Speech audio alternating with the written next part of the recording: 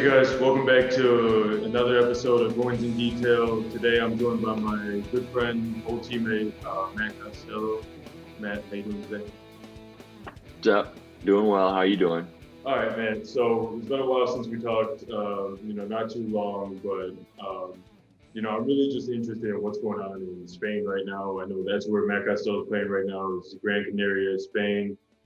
And I just kind of want to know what's going on with the virus and, your team games, canceled, whatever you got. So let's hear it. Yeah, it's been a little crazy this year. We've been trying to push through. We play in Euro Cup and the Spanish league, and throughout the year, they different protocols for both leagues. But as players on teams test positive or in close contact or situations like that, the different leagues have different protocols on how to handle the situation. And a lot of the times the games, regardless of what the protocol is, gets canceled. I should say postponed into a later date. And then they have to find a way to throw it in the schedule somewhere. And so we've actually been one of the lucky ones in Spain as far as number of games that have gotten postponed. I think we've only had like 3 or 4. So we've been able to make most of them up. But this week has been our makeup week. So we've played like 5 games in a week, and we're on our last leg here. But yeah, it's been good. It's been crazy. Thankful to still have a job and be able to be tired. I know a lot of guys are stuck back home right now, just searching for stuff. But yeah, it's been crazy. It's been a crazy year, really, from the summertime and trying to find a job and everyone worried about the NBA being pushed back, all these different things. Like you said, I'm just happy to have a job right now. Even we had a couple games that got postponed, they're canceled at this point, they're just kind of waiting. And I think this week is our first time playing 3 games in a week. And then we're going back to once a week, but who knows how long it'll last for or what games are going to be canceled. And like you said, it's crazy to see like all the protocols. For everyone that doesn't know, we said Euro League, and that's an international play over here in Europe. So he's playing, different teams in different countries. Have you guys traveled a lot this last week? I know you said you had 5 games. Have they all been for a majority at home, a couple on the road? What you got? Yeah, so we had one in France, we had a couple in Spain. So the last week the Europe travel hasn't been too much, but I mean so far we've gone to, like, throughout the whole Euro Cup season, we've gone to France, we've gone to Turkey, we've gone to Greece, Italy, and then just other places in Spain. So we've been moving a little bit. And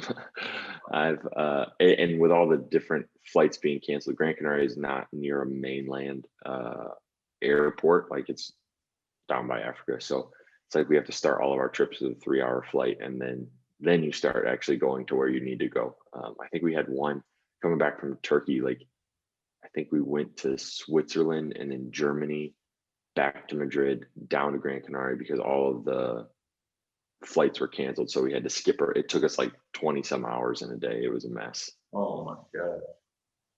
I mean, with all the travel, you get to see a lot. So it's nice to be able to see, the whole of Europe in a small amount of time. But like you said, it's exhausting after, coming back from a game. I couldn't even imagine doing 4 flights trying to get home, and let alone, like you said, 3 hours for any trip, initially. That's crazy. I mean, we're on the island too, so I think it's like an hour trip to Athens, and then pretty much half the teams are in Athens, so we pretty much just play there. So I guess we played Prometheus, and I think that's like, yeah, it's like an hour and a half away from Athens. Like, that was one of our worst trips too, because you have to do the bus first, and then you fly, like, I think we bussed at like 5 in the morning and then flew at 7. Like, it was. Oh, you guys flew the next day? Yeah, we played there. I think it was 2 weeks ago, because last week I canceled. But 2 weeks ago we played there, and we flew out the same night. So our bus driver was flying through Athens, hitting all these crazy corners, taking us down side streets. Because I mean, the last plane was like 9 p.m. and we finished at like 8:30. So even to catch the flight, he had to just go crazy trying to make it through Athens. And I'm sure you've seen Athens isn't a small city. No, not at all. Not at all. It's But so I guess this is your 4th year out of college. Man, you're getting old. I think this is actually my 5th. If I count Oh, right. yeah. Yeah, 5, yeah. 15, 16 was my last year. So 16, 17, 17, 18, 18, 19, 19, 20, 20. Yeah, all right. 5th year. Wow. Yes. You're getting even older than I thought. Yeah, it's flown by. Anna and I were talking about it this year, and just like, wow, we've really been at this for a while already. Yeah. And again, very blessed, very, very happy to do it, but just it's been crazy. She's doing well.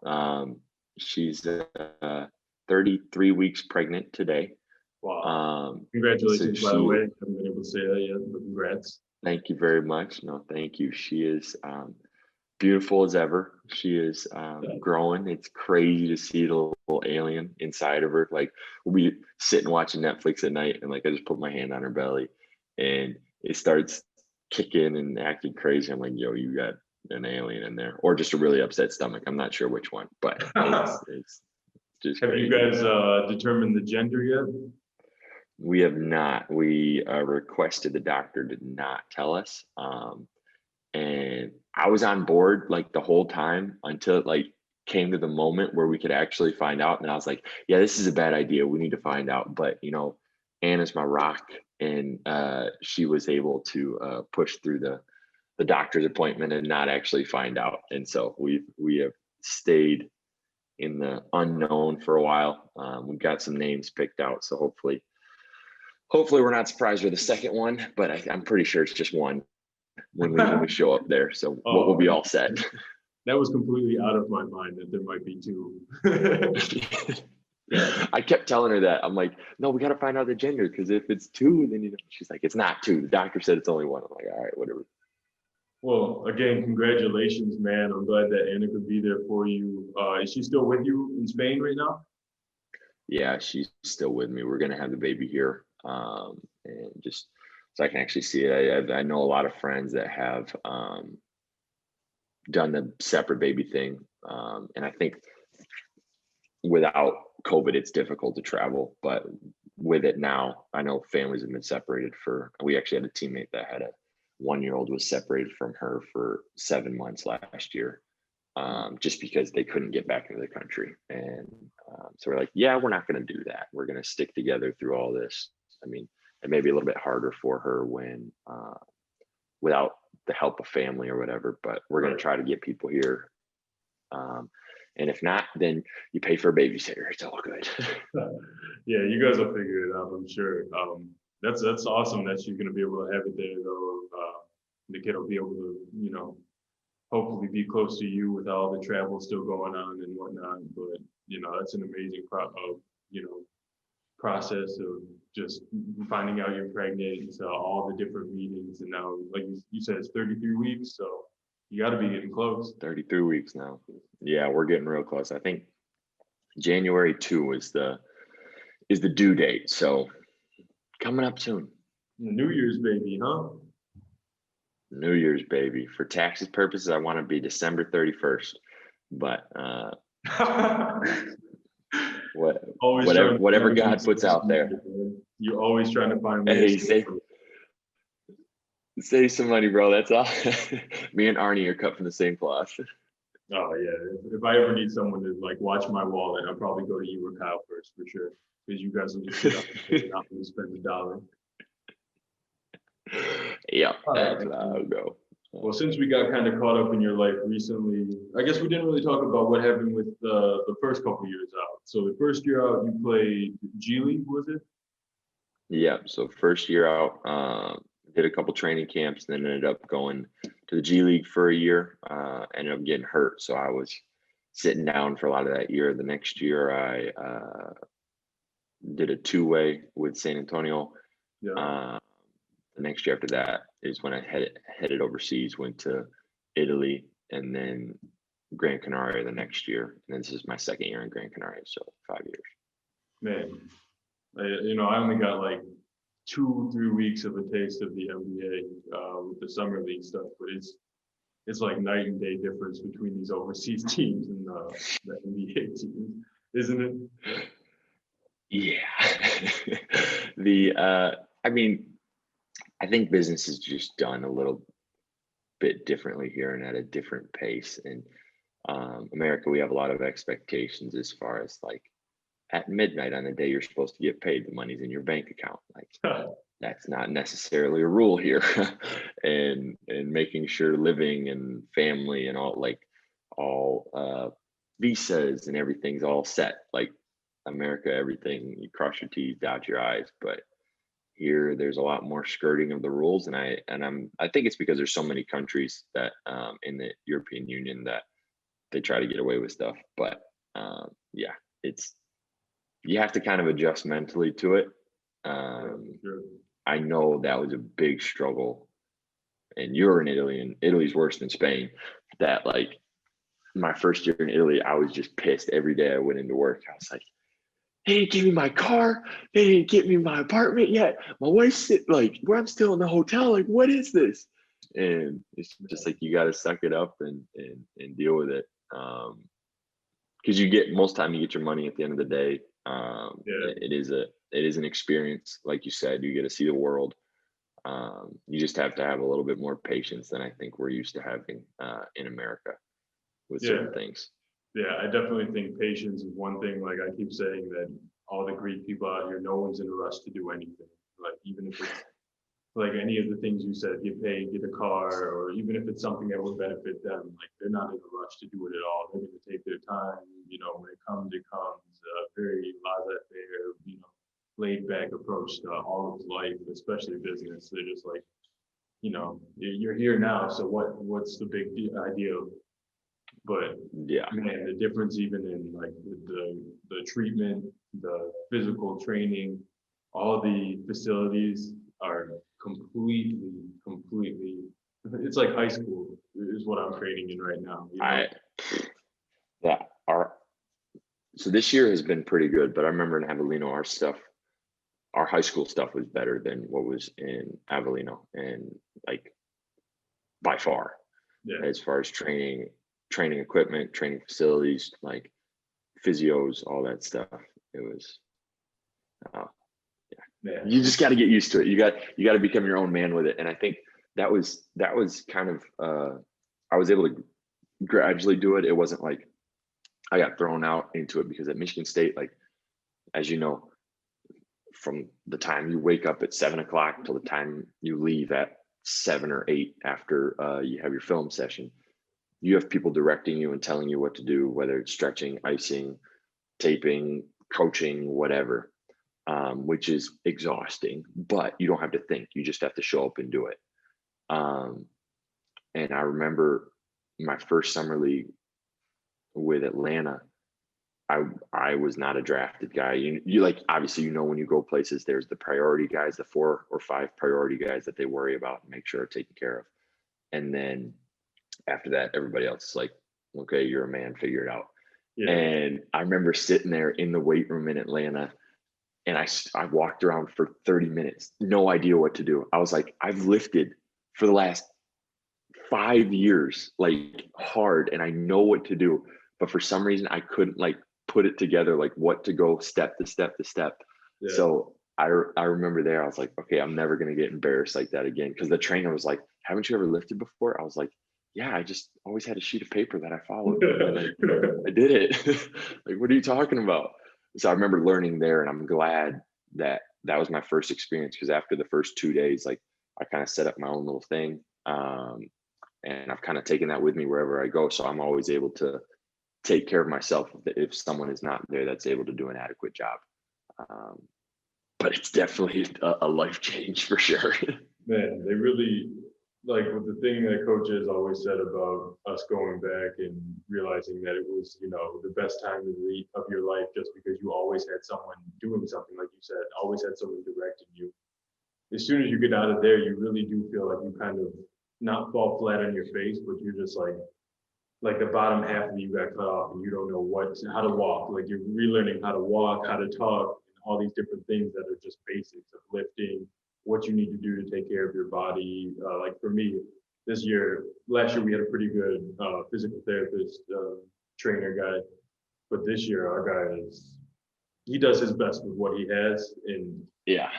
you know what I mean by that. You know, it's just not a big weight training room, and then for this guy, you know, there's 12 of us and one of him. I don't really even have the time before or after practice to go to him. So I come home and I've looked up, you know, I could probably have a physical training degree at this point in my life. I don't mean that seriously. Anyone that listens and thinks that I'm making fun of physical trainers, it's just, I've looked up so many different things from my legs and my knees to just back issues and neck things. It's like just trying to take care of myself so I can last a couple more years. Yeah, it's incredible. Just you have to learn so much, and yeah. It's not like we didn't already know it. Like we had the knowledge there. We just never had to forwardly think and put it out into a process, into a plan. The plan was already there. You know, we had all the knowledge coming in and taking it in, but the plan was there. Now we had to, you know, put the steps down, put what's next, all that. It's not easy. No, not at all. I mean, even like you go into the summers where you're going to work out on the court and different things like that, like setting up a routine. And that was something Austin Thornton, I was thankful he taught me his last year when he was there, when I was there with him, of just setting up a routine so you can not have to think about what you're going to do for the day. And yeah, just you have to relearn everything, which is it's kind of weird, but it's a very weird feeling. But I guess speaking on the greatest years of our life, we'll go back and talk about Michigan State, since of course that's what we're here to do, right? Always. Always, man, always. But I wanted to ask you, as everyone's probably introductory question, besides Coach Izzo, what's your favorite Coach Izzo moment? It could be with someone else, it could be with you, but I want to hear your favorite moment. Oh, to me, it was, you'll know which one I'm talking about. I can't fully say all of it, but he came in after, I think we were playing IU, to be honest with you. I think it might have been Iowa, if it's the one that I think you're going to say. Yeah. We were sitting in the locker room. I'm like, man, we had a rough first half. I think I lost like a couple rebounds or something. You walked straight up to me. Man, that was the fastest I've ever seen Coach Izzo come into a halftime. You know, he usually does his talk on the outside, or, you know, takes his time coming in. He was in there before I even got in my seat. Oh my gosh. Oh, he got right in my face, and yep. I don't think Fife would ever let me live that down. That was yeah, no, he had some very choice words for you, and things that he wanted to do to you, but it was yes, honestly probably the best halftime experience for me, because at the time I still wasn't playing, so I got to sit there, laugh, look at Austin Thornton chuckling in the corner, and just kind of, you know, worry about my world. Oh yeah, that would have to take the cake, because it just kind of drowns out everything else. It was just very surprising, but yeah. Like I said, he was in the locker room before I even had a chance to sit down, and I heard him screaming. I'm like, what are you doing here? We have like 30 seconds, at least 45 seconds to get comfortable, right? We're gonna have a breath, take a potty break, and then come back. Yeah, nothing like that. Not that game. I gotta say though, I think my favorite for you was the time that I want to say we were in the tournament and we were getting ready to play, and you had a beard a little longer than you had now. Oh, yeah. I think we were in the hotel for that one. And yeah, whatever it was, and he was like, I don't know why you don't shave. You look like a flower child. And I'm just like, I was like, I was like, what's a flower child? I do remember you asking that, actually. I forgot that you asked. Oh man. Oh, and I got so mad afterwards because who started growing beards? I think it was Miles started growing a beard. And Gab so started then to grow his Miles beard. started growing a beard. Gab started. I'm like, guys, I just got cussed out for the last 3 years for growing a beard. Then we got one top 10 dude come in and start growing a beard, and everybody else can too. Hey, I think you did shave it after that, though. I'm pretty sure I you did. shaved I that. was soft. I was really soft. I had pride, and I was like, you know what? I'm not gonna shave for like 12 hours. And I kept one meeting. I kept one meeting with the beard on, and then the next one I shaved it. And Trav would not let me live that one down. It was bad. Wow. I can't believe you shaved it the next day. It's Oh, all right. You're I not was the so only one soft. that fell victim to coaches' wrath. You know what I mean? There's a lot of guys that shave their entire heads and stuff from the grades. Now Bro, everyone's Didi on the team. had straight dreads, and those things are gone. I'll never forget when he walked into practice today with no hair. I was just like, "We got a new player or what?" Look completely different. But Oh man, so do you though without a beard. So I don't want to hear all that. nah, I know. I'm trying my best to get like you. If you haven't noticed, that's what It's going looking in. good. It's Real- poofing out there. Yeah, so it's getting long down here. It's a wizard beard. But It anyways, it keep growing, but Anna tells me I have to cut it, otherwise she won't let me kiss her. So so it goes from coaches to now Anna calling the shots. I like it. yep. All right. Well, I guess for my final question for the day is, can you give me a starting five for all-time MSU players off the top of the noggin right now? Because I know you watched Michigan State beforehand. Yep. I know you got Oh some definite bias towards the people you played with. yeah, for sure. That I would give you an all-time team right there, and it would not be fair. I would like to go old school, but I'm sticking with my guns. So Hey, you I can do got whatever you want, man. Zell at the 1, Gary at the 2, at the 3. That's a good question. Dede at the 4, and at the 5, AP. 3. You could put Zell at the three. I like him at a point guard. I really like him at a point guard. I like big bodies, you know? You trying to put big out here, real big. Yep. And I would want to put probably I need a shooter though. I can't put BJ. I need somebody that can shoot the ball. Why? He can rebound and defend great, but I just need somebody to come. You know what? We'll put Miles. We'll put Miles at the 3. MB at the three. Yeah, I think we could do that. You got an average height of like 6'8" in that lineup. It's a mean lineup. That's an NBA lineup right there. We're going That kind is of like small ball. NBA lineup. I'm telling you, it'd be a good little squad. With no old heads, like not even Magic Johnson, like anyone, Sean Rexford, Mo Cleaves. I'm sticking with the young boys. I'm sticking with the young boys because we got current players right now. And I didn't watch enough. Coach Izzo always told us to watch that old film, and I never did. So I'm gonna have to stick with the guys I watched. There was way too much film to already go through on our people that we were playing or ourselves to go and watch 20 years ago. Bro, it's ridiculous. Deli keeps sending me like links to Huddle or whatever to see all the practices. I'm like, Deli, I have my own life. Like, I don't need to be seeing anybody's practices anymore. Practice film from like this current year.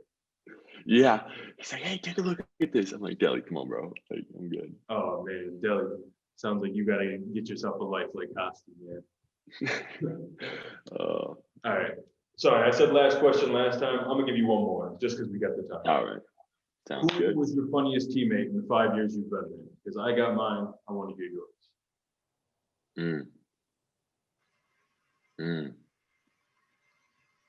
I would say Bryn Forbes. Even if you're gonna say Bryn, though, you gotta say Zell too, because they come in pairs. Correct. Yes. the reason I say Bryn and not Zell is because Zell was more reserved when it came to things because he was sensitive to people. in a good way. Like, he was a great captain. Like, I know what you mean. made sure, it was you know a what I'm good- saying? Where Bryn, a very good. Bryn did not have a filter, and he would literally say whatever he wanted. And sometimes it was directed at me, and I didn't like it very much. But in the end, I still thought it was really funny. You never got it as bad as Kobe though with the Red Lobster. That was by far. He said that every time he came into the gym. It was like December, Yes. and Kobe was as white as snow. He still called him Red Lobster. Really. Who's yours? Who's mine? It's got to be the Yeah. same two. It's got to be Zell and Bryn. That's my deal. Okay. I would say though that the young bucks of Marky, Aaron, and GB, they definitely compare with how funny those two were. Just in like, you know how that group energy, and they just feed off each other. But they're more on the Zell side of, you know, respectful, a little reserved when it's not around just the guys. So definitely got to go with Zell and Bryn, because like you said, Bryn just did not care who was around or who it was about. He was going to get his laps off. Yeah. Oh, it was, and I got to be around those guys a little bit, but I didn't get to see all of it because they'd mess with me a little bit, but not. I think they're a little scared of me still. They didn't know me.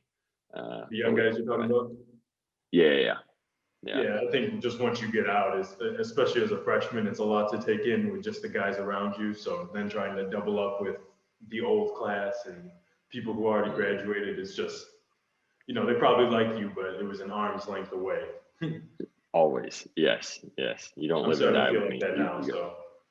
Yeah. Oh, I'm dead and gone. There's nothing left for me. Like I go back and say what up to DJ Deli, and that's about it. That's the only people you know, huh? Pretty much. I feel you, man. It's weird. I'm 2 years out, and I'm starting to feel like it was a lifetime ago. But I guess that's how it is, man. Once you start getting older, everything feels like it was last lifetime. Yes, sir. All right, man. Well, I want to appreciate you again for coming on, Matt Costello, out in Spain right now, enjoying his time. Just thank you again, man. It means a lot, especially taking time out of your busy week to do this. Thanks, man. It was good being on and getting to catch up. I miss talking to you, man. It's I actually just talked to a couple guys talked to MVD last night, and just being able to reconnect with some of the Michigan State guys. It's felt good the last couple of days. For sure, man. We're always going to be brothers. You know that. Spark for life. Yes, sir. But thank you to everyone else for listening. If you liked it today in the last one, subscribe, hit the like button. It means a lot. Just thank you guys again, and we'll talk to you guys soon. Matt, thank you. Appreciate it.